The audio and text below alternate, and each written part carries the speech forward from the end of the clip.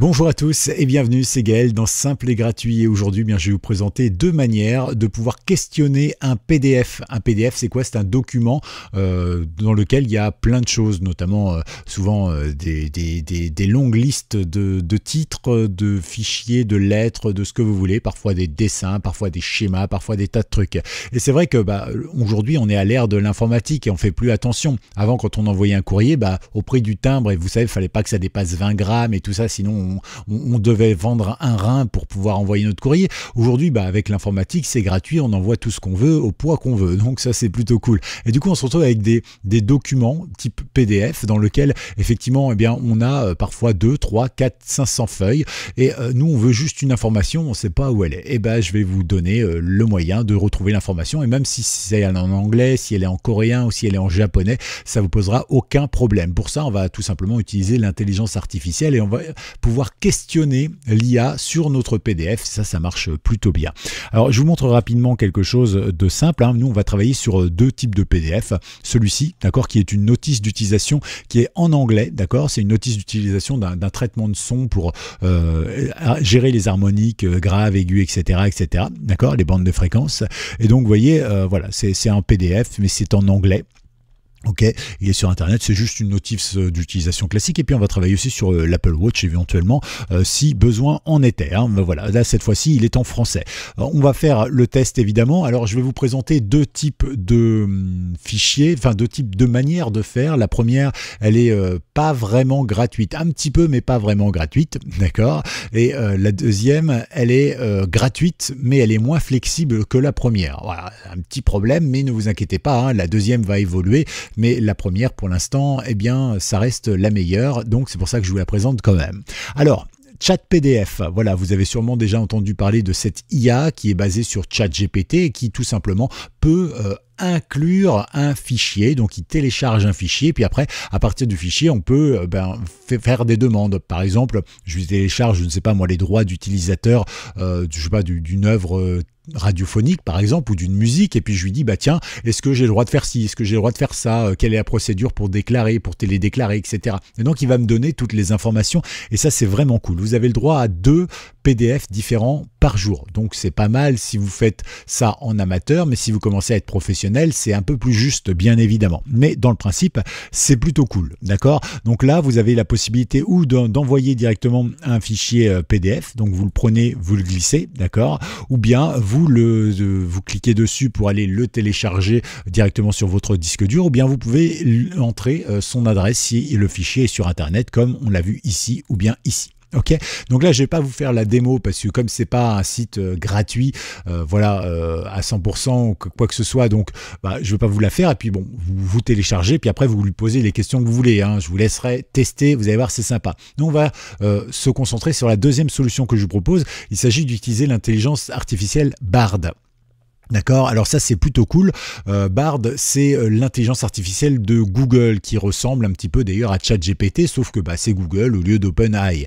D'accord, donc vous avez là la possibilité d'avoir une intelligence artificielle avec les compétences de Google qui va pouvoir évidemment commencer petit à petit à faire ce genre de choses. Alors depuis peu, on peut lui inclure des fichiers qui sont déjà sur internet en lui mettant un lien. Donc vous lui mettez un lien vers une image, il est capable de vous la décrire, etc. etc. Donc vous voyez, ça commence à venir petit à petit et tous les mois, même pas, un petit peu moins de tous les mois, il y a des mises à jour. Et donc aujourd'hui, effectivement, il ne peut pas intégrer des fichiers directement venant de votre ordinateur, mais si vous trouvez la notice directement sur internet comme la majorité des notices, ou si vous la mettez sur un cloud, vous avez un lien public, et bien lui pourra aller la chercher. Et donc pour accéder à Bard, il suffit de taper Bard sur son moteur de recherche préféré. Et si vous avez déjà un compte mail Google, Gmail, donc dans ce cas-là vous allez pouvoir le faire. Si vous n'avez pas de compte mail Gmail Google, vous en créez un. Et si vous appelez Alain Durand, mais vous voulez absolument pas que Google sache que c'est vous, eh bien vous mettez Mathieu Bernard par exemple, et puis vous mettez les infos que vous voulez. Google finalement il vérifiera jamais ça. Et comme ça vous avez votre compte Google et ça vous permettra d'avoir accès gratuitement à Bard, d'accord. Donc ça c'est plutôt cool. Et à partir de là, une fois que c'est fait, vous allez là, vous allez là et vous posez la question. Par exemple, on va prendre le matériel technique parce que ça peut être pas mal. On va dire selon le document. Non, on va faire comme ça. Quelle est la bande de fréquence du matériel, sers-toi du document suivant. 2 points. Et ici, on va lui coller tout simplement, hop, notre petit endroit. Il va chercher tranquillement et il va après me décrire tout simplement la bande de fréquence du matériel. Voilà, donc ici, c'est ça, donc de 20 Hz à 20 kHz, etc., etc., etc. Et c'est vrai, je connais ce matériel, même si moi, j'ai pas celui-ci, j'en ai un autre. Et c'est vrai que ça fonctionne exactement de la même manière. Donc ça, c'est plutôt cool. Et on peut dire toujours, en te servant de ce manuel, virgule, je ne sais pas quelle est la procédure de mise en route. En route, vous voyez, comme ça, point, hop. On va le laisser faire et il va nous donner la réponse. D'accord? Je vous rappelle que c'est entièrement en anglais. Hein, donc voilà. C'est-à-dire que lui, il va chercher l'info. Ça tombe bien, l'anglais, c'est son truc. Et puis voilà. Et vous voyez, il me met même des images. Donc ça, c'est plutôt cool. Voilà. Comme ça. Alors les images ne sont pas systématiques. Hein, mais c'est vrai que dans le principe, vous voyez qu'il arrive à nous trouver des informations qui vont nous permettre de régler. Voilà. Et après, bah, vous pouvez lui demander tout un tas de choses. Quel est l'entretien du matériel? Voilà. Donc vous pouvez faire la même chose. Après, vous pouvez essayer avec l'Apple Watch, par exemple, ou n'importe quoi d'autre. Hein. Il n'y a aucun problème.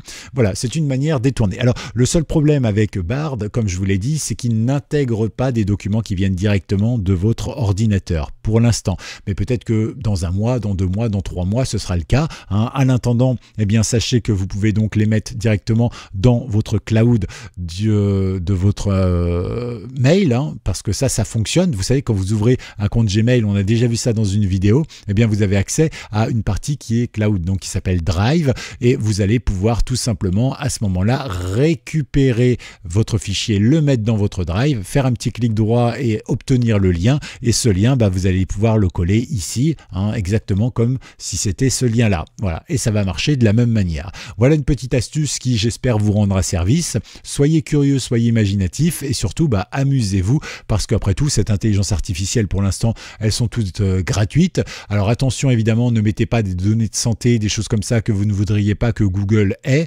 parce que bah, comme c'est une intelligence artificielle, tout comme chat PDF, etc., ça appartient à des entreprises, et donc fatalement, au bout d'un moment, il est bien possible qu'il récupère les données. On n'a pas trop les conditions là-dessus, hein, mais voilà, soyez prudents quand même, mais si c'est pour le travail, bah, allez-y, hein, si c'est en coréen, en tchétchène, en anglais ou dans un bon français, si vous êtes argotique par exemple, ou si c'est dans le français de la banlieue, pourquoi pas après tout. Mais je crois que dans la France des banlieues, en tout cas, des banlieues telles qu'on les imagine, ils ne font pas de PDF pour envoyer des centaines de pages de documents.